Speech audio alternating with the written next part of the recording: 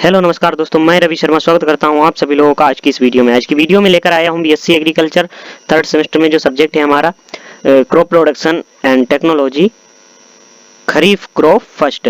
तो इससे रिलेटेड मैं दो वीडियोस डाल चुका हूं जिसमें धान और मक्का हो गया है, और आज की वीडियो में ज्वार और हरे चारे और मूंगफली, तो ऐसे कई सारे प्रश्नों को हम आपके सामने लेकर आएंगे। अगर आप लोगों ने चैनल को सब्सक्राइब नहीं किया है तो सब्सक्राइब कर लीजिए, साथ में बेल आइकन को भी दबाइए जिससे मैं जो वीडियो डालूं उसकी नोटिफिकेशन आपके पास सबसे पहले पहुंचेगी। तो ज़्यादा देर ना लेते हुए वीडियो करते हैं स्टार्ट। तो इसमें सबसे पहला है क्या, ज्वार की खेती, और फिर है हरे चारे के उद्देश्य। इनको क्या है विस्तार से लिखना है इनके बारे में। तो ज्वार का सबसे पहले देख लेते हैं, इसका है फार्मिंग ऑफ सोरगम, ज्वार की खेती, और इसका बोटेनिकल नेम हो जाएगा सोरगम, और फैमिली इसकी है ग्रैमिनी या पोएसी, ये, और इसका ओरिजिन हो जाएगा अफ्रीका,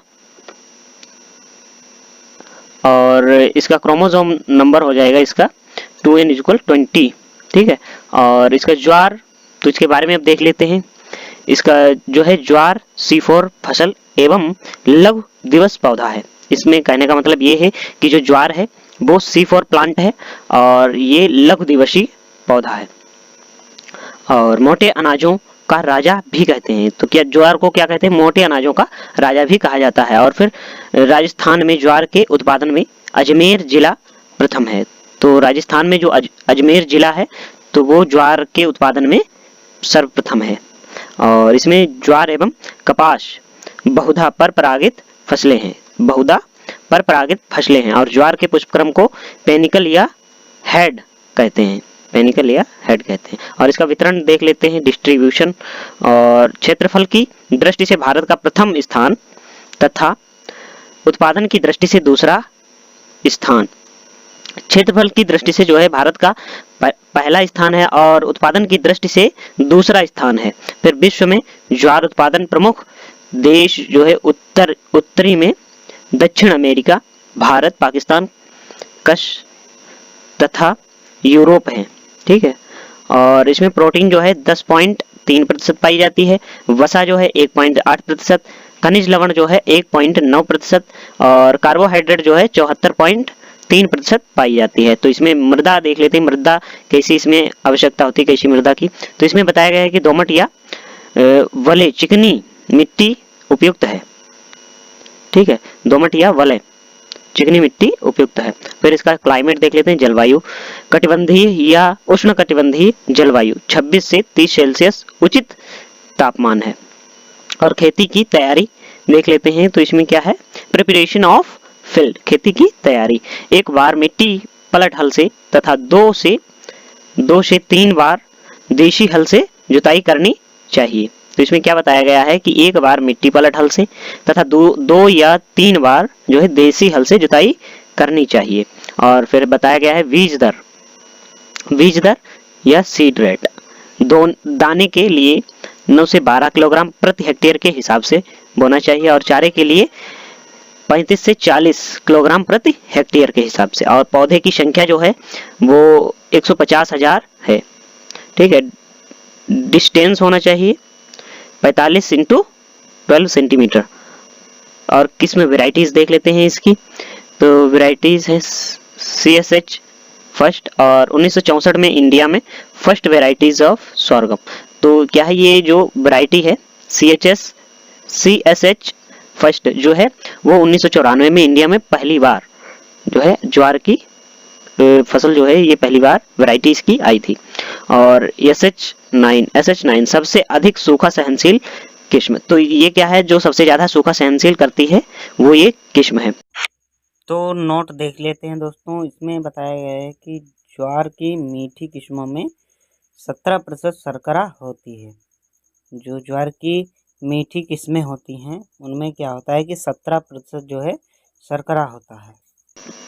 चारे के लिए देख लेते हैं, चारे के लिए पूसा चरी, राजस्थानी चरी और MP चरी आदि। ठीक है, सिंचाई इरिगेशन देख लेते हैं, तो जल मांग 450 से 650 mm, और रबी समय से वर्षा नहीं होती है तो सिंचाई अति आवश्यक है।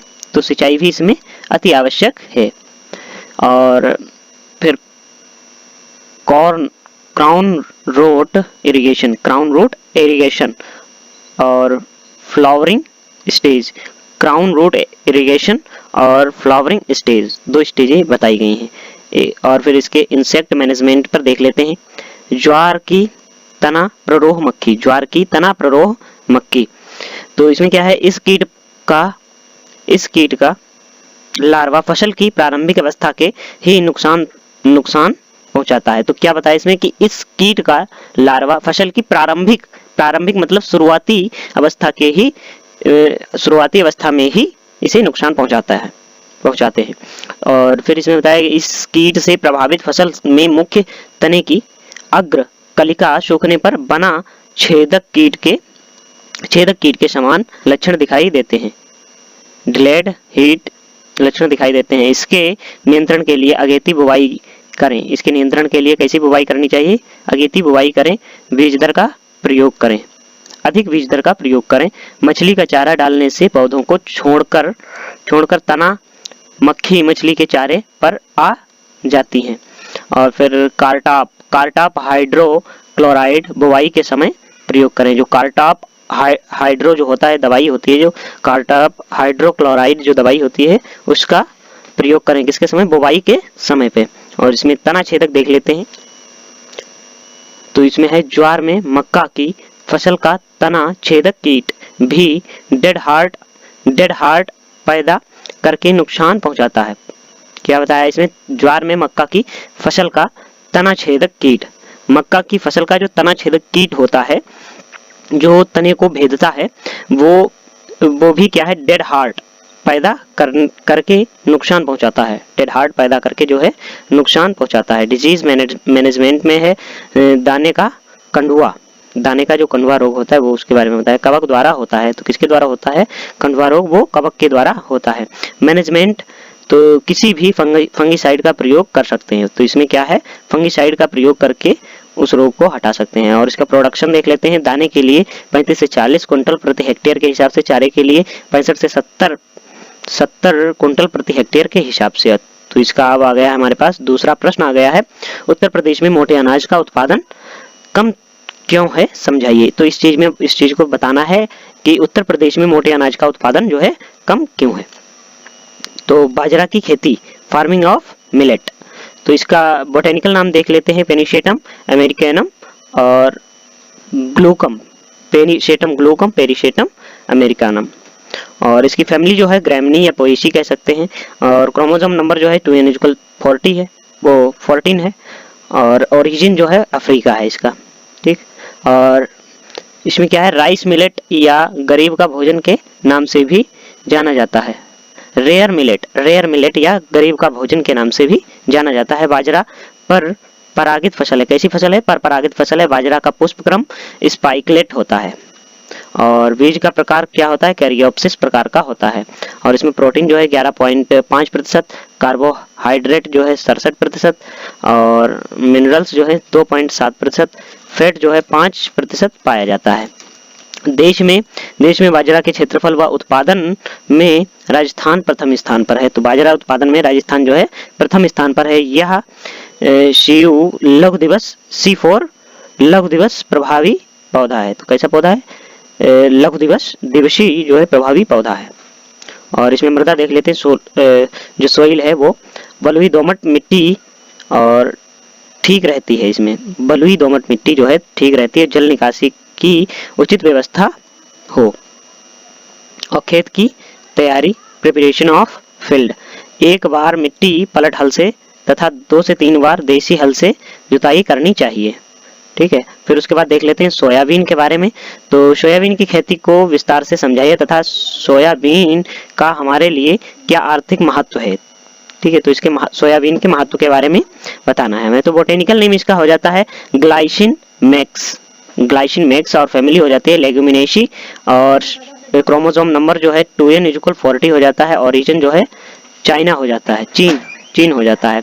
और इसमें इम्प्रेट्स क्या है, इसे वंडर येलो ज्वेलर भी कहते हैं। वंडर येलो ज्वेल भी कहते हैं। और सोयाबीन दलहन व तिलहन दोनों प्रकार की फसल है। दलहन व तिलहन दोनों प्रकार की फसल है। विश्व में वानस्पतिक तेल के स्रोत में प्रथम स्थान है। तो वानस्पतिक तेल के स्रोत में क्या है? प्रथम स्थान है। विश्व में सोयाबीन उत्पादन से यूएसए का प्रथम स्थान है। कल्टीवेशन ऑफ सोयाबीन, सोयाबीन की खेती। भारत में मध्य प्रदेश प्रथम, महाराष्ट्र द्वितीय एवं राजस्थान तृतीय स्थान पर है। इसकी फली को पोड कहते हैं। क्या कहते हैं? फली को इसकी पोड कहते हैं। सोयाबीन कैसा पौधा है? सोयाबीन जो है C3 पौधा है, C3 पौधा है तथा लघु दिवस प्रिय पौधा है। लघु दिवस जो है लघु दिवसीय प्रिय पौधा है। और सोयाबीन सेल्फ पॉलिनेटेड क्रॉप है। राजस्थान झालवाड़ा जिला सोयाबीन के उत्पादन व क्षेत्रफल में प्रथम स्थान है। झालवाड़ा जो जिला है तो वहां पर क्या है? सोयाबीन का प्रथम स्थान है क्षेत्रफल में। सोयाबीन में प्रोटीन 40 से 42% पाई जाती है और तथा तेल 20% पाया जाता है। सोयाबीन की प्रोटीन में लाइसिन की मात्रा ज्यादा पाई जाती है। और इसमें क्लाइमेट देख लेते हैं। क्लाइमेट जलवायु देख लेते हैं। मुख्यतः गर्म और नम जलवायु अंकुरण हेतु 15 से 32 सेल्सियस तापमान होना चाहिए। और रेन वर्षा देख लेते हैं। 600 से 850 mm वर्षा होनी चाहिए। और सोइल मृदा जो है वो कैसी होनी चाहिए? इसमें काली, चिकनी व गहरी दोमट मृदा उपयुक्त है। बीज दर कैसी होनी चाहिए? बीज दर 60 से 80 kg पर हेक्टेयर के हिसाब से होनी चाहिए। और दूरी, इसमें कोण की दूरी कैसी होनी चाहिए? 30 से 45 इंटू 15 से 20 सेंटीमीटर पर होनी चाहिए। और इसका line to line, plant to plant, ठीक है। और 3 लाख प्रति हेक्टेयर पौधा की संख्या होनी चाहिए। और सोयाबीन का बीज 3 से 4 सेंटीमीटर की गहराई पर बोना चाहिए। बुवाई का समय 15 जून से 15 जुलाई तक। और सिंचाई फूल आने से पूर्व व फली बनते समय करनी चाहिए, ठीक। और फिर बीज उपचार है FIR विधि द्वारा, फायर विधि द्वारा राइजोबियम जियोनिकम कल्चर का यूज करते हैं। और किस्म में है भारत राजस्थान के लिए उपयुक्त किस्में हैं। कौन कौन सी हैं? P49 छोटे पीले दाने इस किस्म में बीज दर 50 किलोग्राम प्रति हेक्टेयर रखते हैं। और T1 में देख लेते हैं फलियों तड़कने की समस्या। गौरव, इसमें पीले दाने की बौनी किस्म है। PK 472, NRC 12 और पंजाब 1 अंकुर, ठीक। फिर USA में इम्प्रोवाइड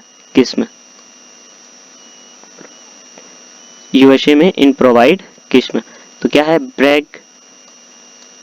क्या है ये दोस्तों? समझ में नहीं आ रहा है, पता नहीं क्या है।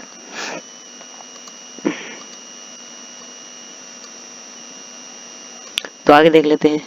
कैंट क्लार्स 63, ब्लैक हार्ट और PK 416, PK 262, पूसा 16, ठीक। फिर खरपतवार देख लेते हैं। खरपतवार नियंत्रण, वीड कंट्रोल, तो लाशो, एलाक्लोर अंकुरण से पूर्व 1 से 1.5 किलोग्राम प्रति हेक्टेयर यूज करें।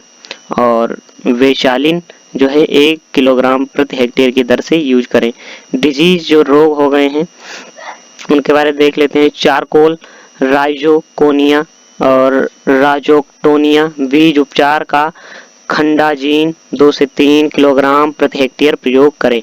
और पीलिया रोग, येलो डिजीज, तो यह FeZN की कमी से होता है। फेरस सल्फेट का 0.5% का स्प्रे करें। और पीला मोजेक, येलो मोशेक, तो इसमें वायरस द्वारा फैलने वाला रोग है। इसमें सफेद मक्खी वाहक का कार्य करती है। डाइमेथाइल 2 से 3 ml प्रति लीटर पानी के साथ छिड़काव। और इसमें कीट इंसेक्ट के लिए देख लेते हैं करधनी भृंग, जर्डिल वीटल, और अगेती फसल में फलियों में छोड़कर बीजों को खाता है। और रोकथाम डाई मेथाइल 2 से 3 ml प्रति लीटर पानी में छिड़काव करें, ठीक है, ml प्रति लीटर। और फिर टोबटो कैटरपिलर स्पोडोपेट्रा सिक्ट्रा। दोस्तों इसमें जो है थोड़ा स्पेलिंग हमें लग रहा है मिस्टेक्स हैं, इसके चक्कर में पढ़ने में नहीं आता है कोई शब्द। और इसमें फिर दिया गया है कि यह कीट कोटाखंड राजस्थान में वर्ष 2001 में सोयाबीन की फसल पर महामारी के रूप में फैला। और फिर क्या है उपज देख लेते हैं 25 से 30 कुंटल प्रति हेक्टेयर सिंचित क्षेत्रों में, 10 से 15 कुंटल प्रति हेक्टेयर असिंचित क्षेत्रों में। फिर देख लेते हैं वैज्ञानिक विधि से मूंगफली उत्पादन के वैज्ञानिक तकनीक से कैसे खेती करें, ठीक है। तो इसमें क्या है, वानस्पतिक नाम इसका है एरेकिस हाइपोजिया क्या है, मूंगफली का वानस्पतिक नाम। कुल हो गया इसका लेगुमिनेसी तथा फेबेसी, और गुणसूत्र हो गया 2n = 40, और उत्पत्ति स्थान हो गई इसका जो है ब्राजील, दक्षिण अमेरिका।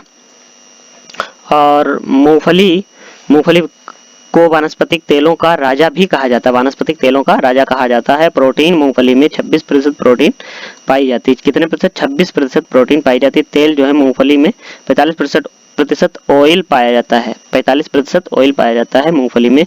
इसमें गरीबों का बादाम भी कहते हैं। इसे क्या कहते हैं? जो है गरीबों का बादाम भी कहा जाता है। किसे? मूंगफली को गरीबों का बादाम भी कहा जाता है। और इसका आगे देख लेते हैं। विश्व में मूंगफली के क्षेत्रफल में भारत तथा उत्पादन में चीन का प्रथम स्थान है, ठीक है। इसमें क्या बताया कि विश्व में मूंगफली के क्षेत्रफल में भारत का और उत्पादन में चीन का मुख्य स्थान है। भारत में उत्पादन गुजरात प्रथम स्थान के हुआ, आंध्र प्रदेश का दूसरा स्थान है। उत्पादकता तमिलनाडु की सर्वाधिक है और 17 से 20 क्विंटल प्रति हेक्टेयर मूंगफली में दाने और छिलके का अनुपात 17 से 30 होता है। 70/30 होता है, ठीक है। फिर इसमें है पेशी की क्रिया मूंगफली में होती है। पेंगिंग की क्रिया मूंगफली में होती है। अधिकिलन की क्रिया मूंगफली में होती है। अधिकिलन की प्रक्रिया जो है मूंगफली में होती है और यह सेल्फ पॉलिनेटेड प्लांट है। और खाद्य खलियों में मूंगफली की खली में सबसे ज्यादा क्या है, नाइट्रोजन 7.3% पाया जाता है। मूंगफली के फल को पोड कहते हैं। क्या कहते हैं? पोड कहते हैं। पहले भी देख चुके हैं अपने लोग। और फिर क्लाइमेट इसका देख लेते हैं। क्लाइमेट जलवायु देख लेते हैं। उष्णकटिबंधीय जलवायु की आवश्यकता होती है और यह एक C3 प्लांट है और SDP प्लांट है। और सॉइल इसकी क्या है, बलुई दोमट मृदा में। और इसकी वैरायटीज तो नहीं दे रखी है इसमें। क्लासिफिकेशन ऑफ ग्राउंडनट देख लेते हैं। फैलने वाली और गुच्छेदार मूंगफली, तो इसमें पहला पॉइंट दे रखा है कि 2 से 3 महीने सुषुप्तावस्था पाई जाती है। और इसमें क्या है, गुच्छेदार में सुषुप्तावस्था कहीं पाई जाती है, इसमें हो सकता है तो सुषुप्ता अवस्था इसमें कहीं नहीं पाई जाती है।